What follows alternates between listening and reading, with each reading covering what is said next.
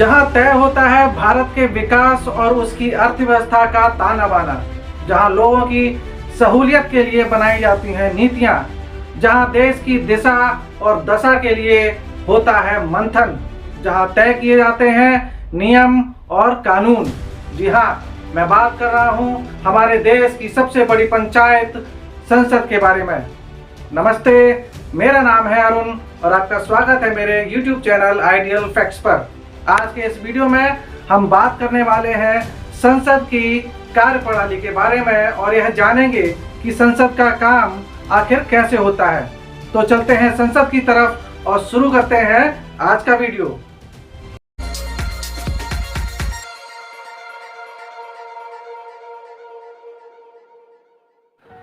दोस्तों, संविधान सभा के द्वारा संसद को चलाने के लिए उसकी प्रक्रिया तथा कार्य संचालन के लिए कुछ नियम बनाए गए थे, जो कि भारतीय संविधान के लागू होने के बाद तत्काल प्रभावी हो गए थे।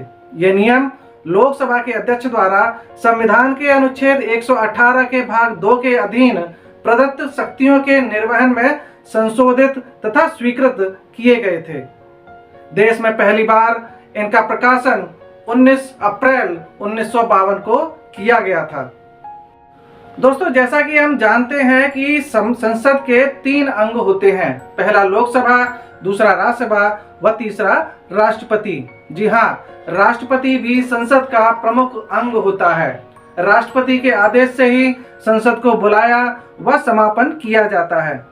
संसद में राष्ट्रपति के सहायक, लोकसभा में उसके अध्यक्ष जिन्हें हम स्पीकर और डिप्टी स्पीकर के नाम से भी जानते हैं, राज्यसभा में सभा के अध्यक्ष को हम चेयरमैन और डिप्टी चेयरमैन के नाम से भी जानते हैं। दोस्तों, वर्ष में संसद के 3 सत्र या अधिवेशन बुलाए जाते हैं, जिनमें सबसे पहले बजट सत्र फरवरी से मई, मानसून सत्र जुलाई से अगस्त और शीतकालीन सत्र नवंबर से दिसंबर तक प्रारंभ या चलाया जाता है। नियम के अनुसार 2 सत्रों के बीच 6 महीने से अधिक का गैप नहीं होना चाहिए, इसलिए हर 3 महीने के अंतराल में ही दूसरा सत्र शुरू किया जाता है। दोस्तों, सदन में किए जाने वाले विभिन्न कार्यों के लिए समय की सिफारिश सामान्यतः बिजनेस एडवाइजरी कमेटी के द्वारा किया जाता है, जिसकी प्रत्येक सप्ताह एक मीटिंग होती है। उस मीटिंग में जारी किए गए कार्य को संसद में समयबद्ध किया जाता है। दोस्तों, सभा की बैठक का समय सुबह 11 बजे से शाम के 6 बजे तक काम करने के लिए तय होता है, जिसके बीच दोपहर 1 बजे से 2 बजे तक लंच का समय भी शामिल किया जाता है। बैठक के तय समय को सभा के अध्यक्ष द्वारा कार्य संचालन के दौरान बढ़ाया भी जा सकता है और घटाया भी जा सकता है। सभा के अध्यक्ष द्वारा सभा के कार्य की स्थिति को ध्यान में रखते हुए बैठक के दिनों को भी बढ़ाया जा सकता है। कार्य के बीच में बैठक को स्थगित करना व दोबारा बुलाना संसद के द्वारा तय किया जाता है। दोस्तों, संसदीय कार्य को हम 2 मुख्य भागों में बांट सकते हैं, जिनमें से सरकारी कार्य और गैर सरकारी कार्य आते हैं। इन 2 भागों में से सरकारी कार्य को भी हम 2 भागों में बांटते हैं। पहला वे कार्य हैं जो सरकार के मंत्रियों द्वारा शुरू किए जाते हैं। दूसरे वे कार्य हैं जो सदस्यों के द्वारा शुरू किए जाते हैं, जैसे प्रश्न पूछना, अवलंबनीय लोक महत्व के मामलों पर सरकार का ध्यान दिलाना व चर्चा कराना, प्रश्नों के उत्तर से उठने वाले मामलों पर चर्चा कराना व अन्य नोटिसों के माध्यम से सरकार से चर्चा और प्रस्ताव आदि लाना सरकारी कार्यों में आते हैं। वहीं गैर सरकारी कार्य में सांसदों के द्वारा विधेयकों और संकल्पों पर चर्चा होती है, जिसके लिए प्रत्येक शुक्रवार के दिन अध्यक्ष द्वारा निर्धारित 2.5 घंटे तक चर्चा की जाती है।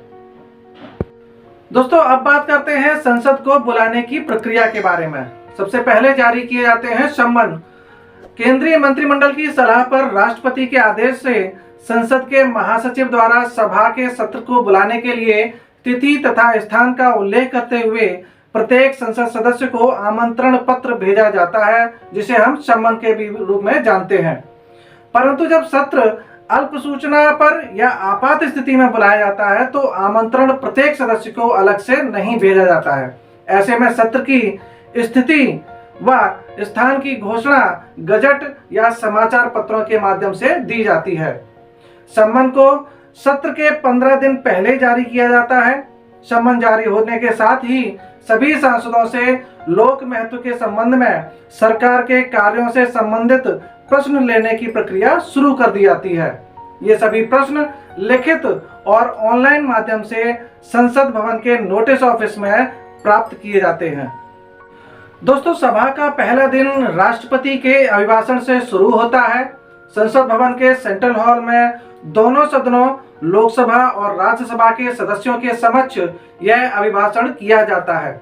संविधान के अनुच्छेद 86 के भाग 1 के अंतर्गत उनके अभिभाषण में उठाए गए विषयों पर चर्चा के लिए सदन के नेता के परामर्श से अध्यक्ष समय को तय करता है। अध्यक्ष के द्वारा किसी भी बैठक के दौरान नियम 61 के अंतर्गत स्थगन प्रस्ताव लाकर इस अभिभाषण की चर्चा को रोका जा सकता है। राष्ट्रपति के अभिभाषण पर चर्चा के उपरांत उत्तर देने का अधिकार के तहत प्रधानमंत्री या किसी अन्य मंत्री को सरकार की स्थिति स्पष्ट करने का सामान्य अधिकार भी मिलता है, जिसका समय भी अध्यक्ष के द्वारा तय किया जाता है। दोस्तों, संसद सत्र के आरंभ होने से पहले सत्ता पक्ष के नेता और सभा के अध्यक्ष के परामर्श करने के बाद एक कार्य सूची को तैयार किया जाता है, जिसे हम लिस्ट ऑफ बिजनेस के नाम से भी जानते हैं, जिसमें सप्ताह के अंदर कौन कौन से कार्य किए जाएंगे उस पर मंथन होता है। महासचिव उसी कार्य सूची के अनुसार प्रत्येक दिन के लिए एक दैनिक कार्य सूची तैयार करते हैं, जिसकी एक कॉपी प्रत्येक संसद सदस्य को एक दिन पहले से ही दे दी जाती है। सदन में अध्यक्ष की अनुमति के बिना ऐसा कोई कार्य नहीं किया जाता है जो उस दिन की कार्य सूची में शामिल न हो। सदन की कार्यवाही में किसी व्यवधान के कारण यदि कोई कार्य बच जाता है तो उस कार्य को अगले दिन के लिए कार्य सूची में शामिल कर लिया जाता है। दोस्तों, सबसे पहले शुरू होता है प्रश्नकाल। प्रश्नकाल यानी कि क्वेश्चन आवर। मंत्रिपरिषद अपने प्रत्येक कार्य के लिए संसद के प्रति जवाबदेह होता है, इसीलिए संसद के सदस्य को लोक महत्व के मामले में मंत्रियों से प्रश्न पूछने व जानकारी लेने का अधिकार होता है। संसद की प्रत्येक बैठक का पहला घंटा प्रश्न पूछने के लिए तय किया जाता है। प्रश्न पूछने के लिए बैठक के 15 दिन पहले सूचना दी जाती है। प्रश्न की सूचना महासचिव को लिखित रूप में देनी होती है। इन प्रश्नों के उत्तर लेने के लिए दो माध्यम होते हैं, एक को तारांकित व दूसरा अतारांकित। तारांकित प्रश्नों के उत्तर सभा में मंत्री द्वारा मौखिक रूप से दिए जाते हैं, जबकि अतारांकित प्रश्नों के जवाब संबंधित मंत्री द्वारा लिखित रूप में सांसदों को भेजे जाते हैं। प्रश्नकाल के बाद में आता है शून्यकाल यानी कि 0 आवर। प्रश्नकाल के बाद 12 बजे शून्यकाल वह समय है जब कोई सदस्य अत्यंत आवश्यक सार्वजनिक महत्व के मुद्दे को उठा सकता है। शून्यकाल के दौरान मामले को उठाने के लिए सदस्य को एक दिन पहले या सुबह 10 बजे से पहले एक नोटिस के माध्यम से अध्यक्ष को सूचना देनी होती है, जिसके बाद वह इस संवाद को संसद के पटल पे रख सकता है। दोस्तों, सदस्यों द्वारा पूछे गए संवेदनशील लोक महत्व प्रश्नों के उत्तर से यदि वह संतुष्ट नहीं है या किसी उत्तर के तथ्य का विषय शुद्ध नहीं है तो ऐसे विषय सभा में अध्यक्ष के समक्ष आधे घंटे की चर्चा नामक एक नोटिस के थ्रू, जिसका हम अंडर रूल 55 के अंदर रखते हैं, के लिए रखे जा सकते हैं। सभा के अध्यक्ष द्वारा सप्ताह में 3 बैठकों में आधा घंटा की चर्चा के लिए समय नियत किया जा सकता है। उक्त विषय पर चर्चा की सूचना को महासचिव द्वारा संसद की कार्यसूची में जोड़ा जाता है। दोस्तों, अगला नियम है स्थगन प्रस्ताव। इस नियम के अंतर्गत कार्यसूची में पहले से निर्धारित कार्य को रोका जा सकता है। इस नियम के तहत संसद सदस्य अविलंबनीय लोक महत्व के किसी गंभीर विषय को सभा में उठाने के लिए अध्यक्ष के समक्ष सुबह 10 बजे से पहले सूचना देता है। इस प्रस्ताव की सहमति अध्यक्ष के द्वारा नियम 56 के अंतर्गत दी जाती है। इस नियम के तहत उठाए जाने वाले विषय की सूचना को सभा के अध्यक्ष, संबंधित मंत्री और संसदीय कार्य मंत्री को आवश्यक रूप से दी जाती है। दोस्तों, अगला नियम है अल्पकालीन चर्चा के बारे में, यानी कि डिस्कशन अंडर रूल 193 के तहत।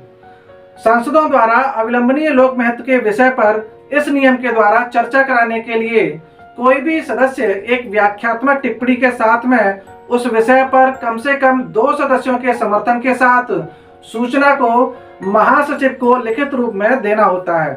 उक्त विषय पर चर्चा के लिए उपयोगी ये है या नहीं, यह निर्णय सभा के अध्यक्ष को करना होता है।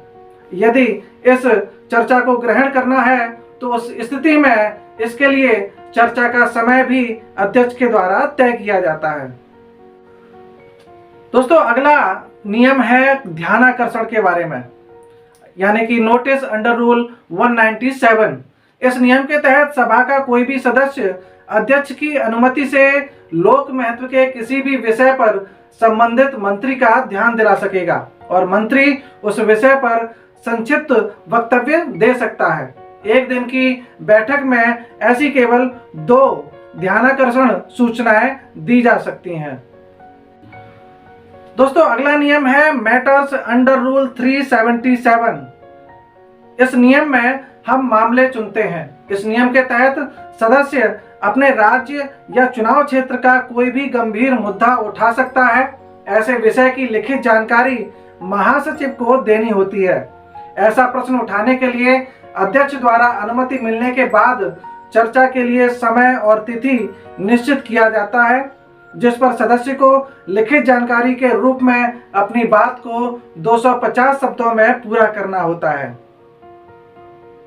दोस्तों, आपने सदन में कई बार सुना होगा papers to be laid on the table. जी हाँ, पटल पर कागज रखने की एक प्रथा कार्यकारी जवाबदेही को लागू करती है। यह सांसदों को सूचना के अंतर्निहित अधिकार का एक परिणाम है। इन कागजातों में सरकार के कुछ महत्वपूर्ण प्रतिवेदनों, समझौतों तथा अन्य विविध पत्रों को सार्वजनिक करने की दृष्टि से पटल पर रखा जाता है। सार्वजनिक उपक्रमों की जवाबदेही को लागू करने के लिए व ऐसे निकायों के लिए संसद के दोनों सदनों के पटल पर अपनी वार्षिक रिपोर्ट, लेखा परीक्षित खातों को रखना अनिवार्य होता है। दोस्तों, अब बात करते हैं विधायी कार्यों के बारे में। इन कार्यों के अंतर्गत विधायी कार्य में सरकार की तरफ से नए विधेयकों को संसद में पेश किया जाता है, जिन पर चर्चा और बहस होती है, और कुछ विधेयक ऐसे भी होते हैं जिन्हें विचार और पारित करने के लिए इस सदन में रखा जाता है। दोस्तों, विधायी कार्य के अंतर्गत सबसे पहला है कानून बनाना। कानून बनाना संसद का एक प्रमुख काम माना जाता है। लोकसभा में प्रारंभ होने वाले विधेयक को हम विधान या बिल कहते हैं। इन्हें सत्ता पक्ष के मंत्री द्वारा प्रस्तुत किया जाता है, जो कि सभा की एक लंबी यात्रा के बाद विधेयक का रूप लेता है। इस यात्रा में सबसे पहले अगर संसद सत्र नहीं चल रहा है तो मंत्रिमंडल की सहमति से एक अध्यादेश के माध्यम से राज्यपत्र में प्रकाशित किया जाता है, जिसके बाद संसद सत्र के दौरान सभी सदस्यों को सूचना दी जाती है और सभा की कार्यसूची में शामिल किया जाता है।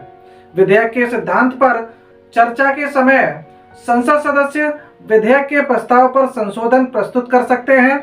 इन संशोधनों के मान्य और अमान्य होने की स्थिति में इसे संसदीय समिति को भी भेजा जा सकता है। एक स्थिति में इसे संसदीय समिति को भेजने के लिए समिति की रिपोर्ट के बाद इस विधेयक पर खंडवार चर्चा किया जाता है। संशोधन स्वीकार या अस्वीकार करने के बाद सभा में निश्चित संख्या के बल के आधार पे सभा इसे पारित करता है, जिसके उपरांत यह विधेयक राज्यसभा में भेजा जाता है। राज्यसभा में भी इस तरह की पूरी प्रक्रिया के बाद पारित होने की स्थिति में इसे राष्ट्रपति के पास भेजा जाता है और इसके उपरांत यह विधेयक कानून का रूप लेता है। दोस्तों, क्या आप जानते हैं कि सन 1989 में पहली बार संसद से राष्ट्रपति का संबोधन का सीधा प्रसारण टीवी पर किया गया था, जिसके बाद धीरे धीरे कुछ गंभीर विषयों पर भी संसद की कार्यवाही को टीवी पर प्रसारित किया गया। सन 1994 से लोकसभा की कार्यवाही को नियमित टीवी और रेडियो पर प्रसारित करने का काम शुरू किया गया। दोस्तों, लोकसभा की कार्यवाही से जुड़ी यह जानकारी आपको कैसी लगी है मेरे वीडियो के कमेंट सेक्शन में जरूर बताएं। इस वीडियो को लाइक व शेयर जरूर करें। जिन लोगों ने अभी तक मेरे चैनल को सब्सक्राइब नहीं किया है वे इस चैनल को जरूर सब्सक्राइब भी कर लें। इस वीडियो को देखने के लिए धन्यवाद। जय हिंद।